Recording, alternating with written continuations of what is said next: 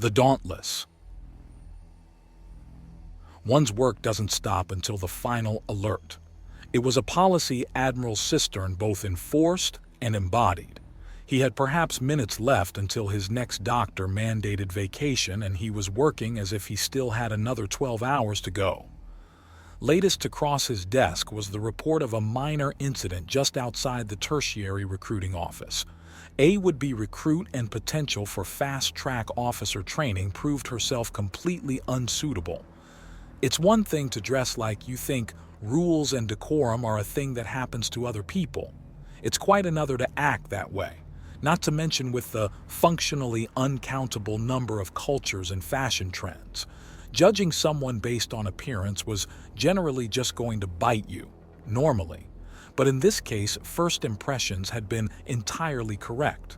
Halshi Balrak, the Brute Arcana, was revealed to have a long life with numerous charges, but no actual convictions. A long history of getting into fights and getting out on technicalities, all slowly ramping up to show that this woman had never truly met the concept of consequences.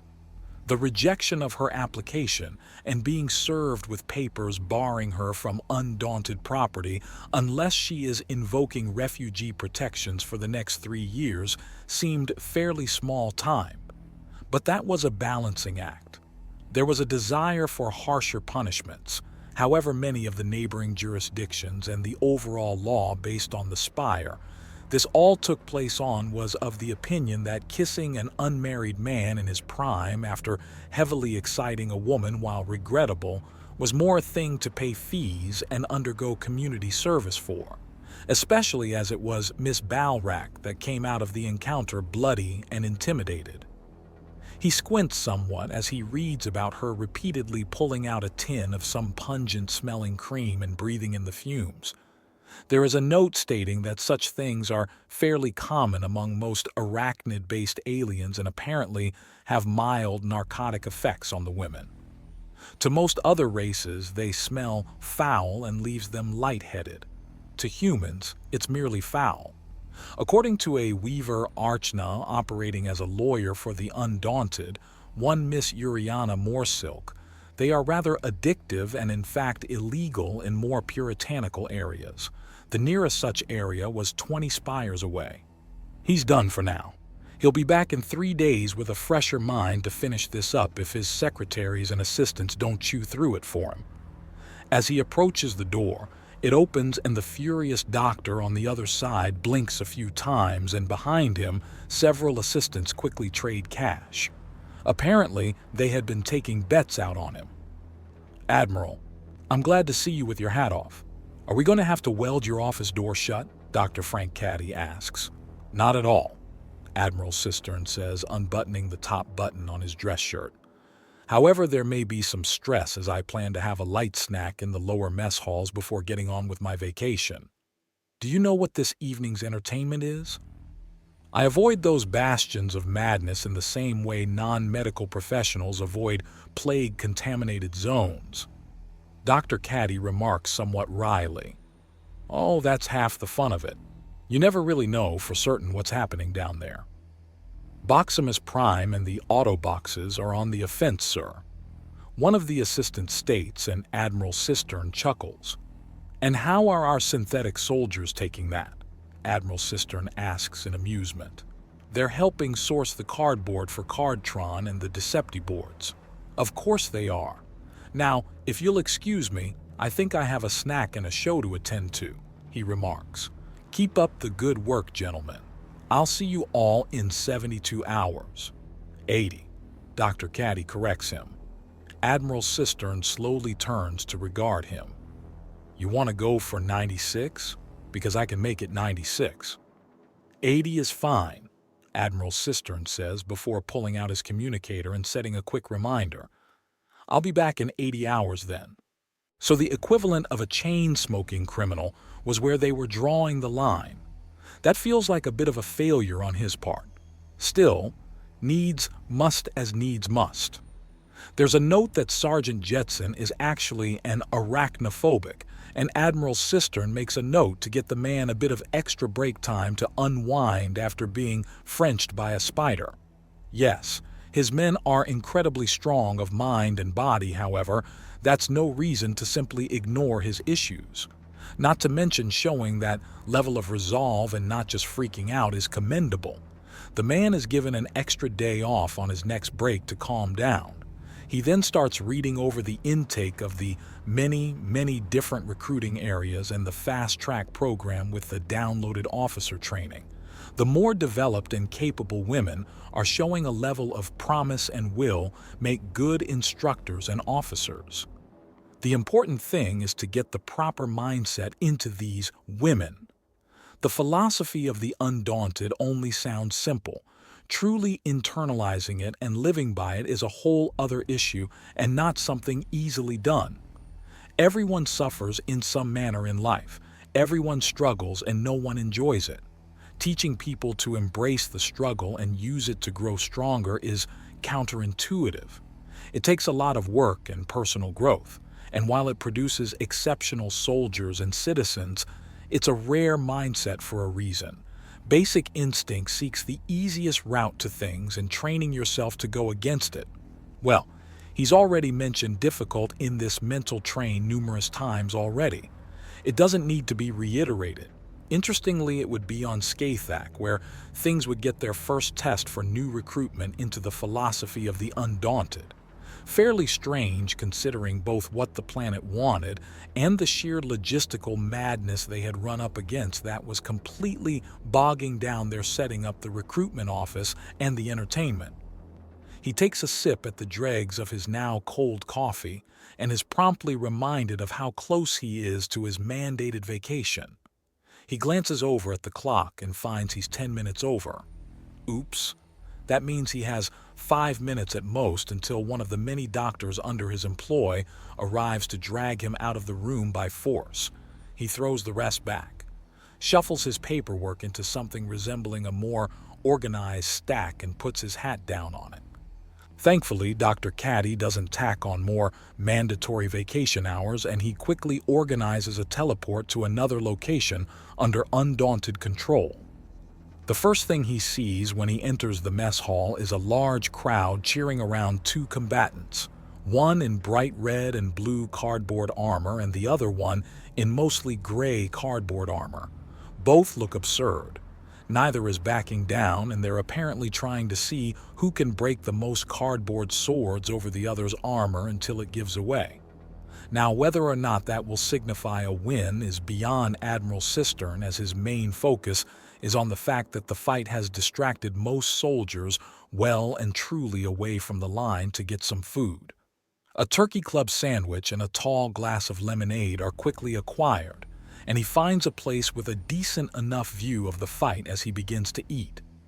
By the time he's finished, both combatants have gone through another 3 swords on Boximus Prime's part and 4 for Cardtron. However, as both men are blatantly cheating with Axiom to reinforce the armor, it's a wash either way, as neither of them is so much as ruffled by the experience. There is a slightly interesting thing of note in that Boximus Prime has a more upright posture to control his cardboard sword, and Cardtron is leaning forward heavily to lend more power and lower his profile. But again, it's a wash either way.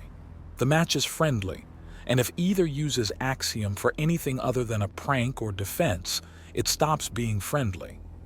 Remind them to keep it friendly, he says as he passes by the crowd with his tray and quickly sets everything in the proper place to be cleaned off. He looks back in time to see a soldier watching him, and he offers a more casual salute before heading out.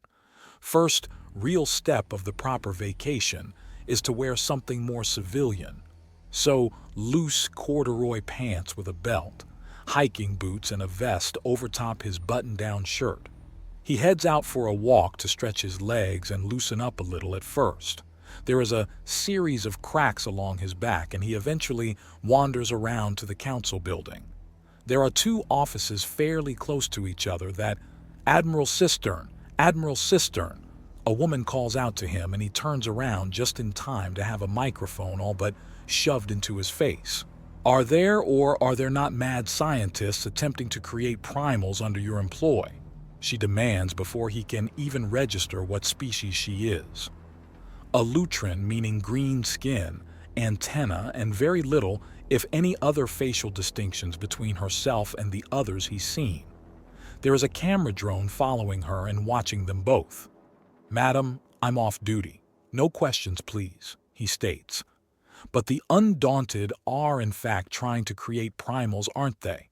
Your recently revealed primal Urthani, the sheer glut of Wimpara's recruitment, and the fact that you and your people are in fact Tret primals, she declares, walking next to him with a drone keeping pace.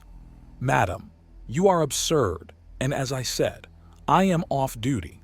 I will not be taking any official questions for—" He checks his communicator. 78 hours and 15 minutes. If you wish to interrogate me about the intentions and goals of the Undaunted, schedule an appointment for after this time has elapsed. But the waiting list is so long. All the more reason not to let people jump the line, Admiral Cistern states, and he increases his own walking pace. But Admiral Cistern, you cannot deny the fact that the actions and sheer capacity of the Undaunted matches up to primals and their— The reporter is cut off as Admiral Cistern enters the council building properly, and the obvious reporter without an invitation is halted by the guards. They ask to see her drone and start slowly scanning it for potential weapons, and Admiral Cistern slows down to a more comfortable pace after turning around a corner and getting out of sight of the reporter. Several more turns and numerous well-carpeted hallways later, and he knocks on the door.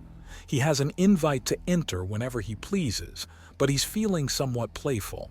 Well, playful in that he wants to take a poke or two at formality. A Go-Bee woman in tribal pattern ceremonial armor opens the door and looks up at him. "Is Nikta in? You're on vacation again, aren't you?" the guard asks in an amused tone. "Yes." He answers. "Yes, she's in, but she's on duty," the guard states. "Oh? Anything I can help with?" he asks, just before he hears something hit the wall. "Your damn savages killed them, and I will have full compensation." A woman screams, and both the guard and Admiral Cistern rush through the office and open the door. Nikta gives a double take to see Cistern out of uniform before raising an eyebrow to ask a question as a Lopen woman towers like a skyscraper next to the shorter woman. "Your law-abiding citizens were trespassing in sacred tribal caves. If I went there, I'd have been killed myself. There are warnings, signs, explanations, heads on pikes. Any woman caught in those caves that aren't shaman or personally invited by a shaman are sentenced to death. Are the caves sacred for spiritual reasons or to protect something?" Admiral Cistern asks, in order to distract the Lopen ambassador, who turns and stares at him drawing his attention to himself, having taken a lot of wind out of her sails. "The sons, husbands, and fathers of the tribes are kept there, safe and protected. You savages keep your men imprisoned?" the Lopen demands. "No. The tribes hold the sacred caves as neutral territory where no weapons, lies, or even arguments are allowed. The men are sent to live there for two reasons. Reason one is that if there is any tribal warfare or raids, then they are not going to be harmed. Reason two is that if they want to ascend and climb the mountain, they are right there. The men can leave at any time. Any man can enter or leave at any time, but any woman not expressly invited is killed on sight, and there is a small forest of dead bodies on spears as warning, and a radio transmitter giving out a blaring, unignorable warning of extreme danger on every frequency and signs on the paths down the mountains, warning about the caves near the bottom. I'm sorry for what happened to your citizens, but when people effectively commit suicide, it is not my responsibility," Ambassador Tal explains. "Now, if we're done here, I'd like to speak with Ambassador Cistern." "This isn't over," the Lopen says, crouching down to be merely twice as tall as Nikta and glaring down at her. Then she smoothly shifts and starts prowling away on all fours. "I'll give you two some privacy. the guard says after the Lopen leaves and Admiral Cistern slips into the room. It takes only a few seconds for Nita to walk up to Ambassador Cistern and pulls down on his vest to make him bend over at the waist, and she kisses him. She lets out a contented hum at the taste of him and the vague traces of his last meal. You can improve any day. Now, how do we take full advantage of your little vacation? I'm sure we can come up with something.